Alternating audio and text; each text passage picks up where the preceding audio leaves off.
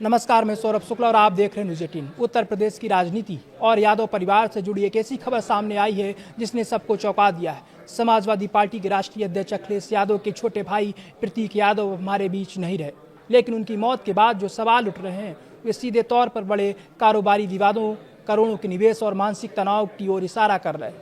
आज की विशेष रिपोर्ट में हम उन कड़ियों को जोड़ेंगे जो प्रतीक यादव की मौत के पीछे की अनकही कहानी बयां करती हैं।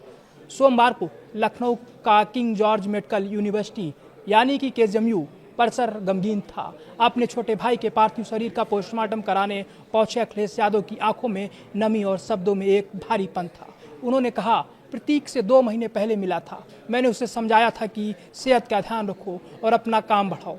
कभी कभी व्यापार से घाटा होता है जिससे इंसान टूट जाता है। अखिलेश यादव का ये छोटा सा बयान असल में एक बड़े सच की तरफ इशारा करता है। क्या प्रतीक वाकई कारोबारी नुकसान से टूट चुके थे? प्रतीक यादव मुख्य रूप से 2 क्षेत्रों में सक्रिय थे, रियल एस्टेट और फिटनेस में। गोमती नगर में उनकी जिम आयरन कोर फिट शहर के रईसों का अड्डा थी, लेकिन पर्दे के पीछे की कहानी कुछ और थी।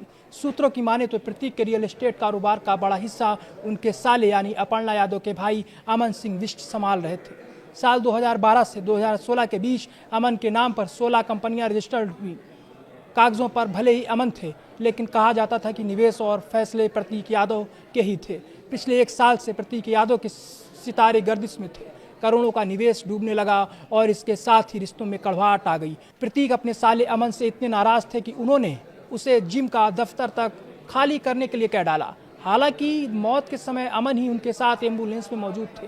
कृष्णानंद पांडे केस की बात करें तो प्रतीक ने कृष्णानंद पांडे नाम के एक पार्टनर के साथ करोड़ों रुपए लगाए थे। आरोप है कि जब प्रतीक ने पैसे मांगे तो उन्हें फर्जी केस में फंसाने की धमकी दी गई। 2025 में प्रतीक ने खुद गौतमपल्ली थाने में 5 करोड़ की रंगदारी और ठगी की FIR दर्ज कराई थी। नोएडा का कारोबारी केस की बात करें तो चर्चा है कि नोएडा के एक बिल्डर के साथ भी प्रतीक के करोड़ों रुपए फंसे हैं, जिसने पैसे लौटाने से साफ इंकार कर दिया था। इन तमाम विवादों ने प्रतीक यादव को अंदर से तोड़ दिया था। सूत्रों का कहना है कि वे इस तनाव से इतने परेशान थे कि अपनी दोनों बेटियों के साथ इंग्लैंड शिफ्ट होना चाह रहे थे, लेकिन कानून की उलझनों और अटके हुए पैसों ने उन्हें यहीं रोके रखा।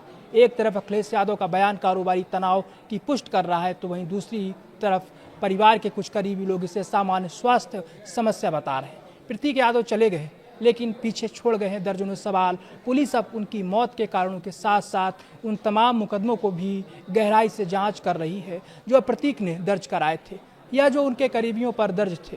क्या ये सिर्फ एक बीमारी थी या फिर करोड़ों के साम्राज्य का बोझ एक हंसते खेलते इंसान की जान ले बैठा?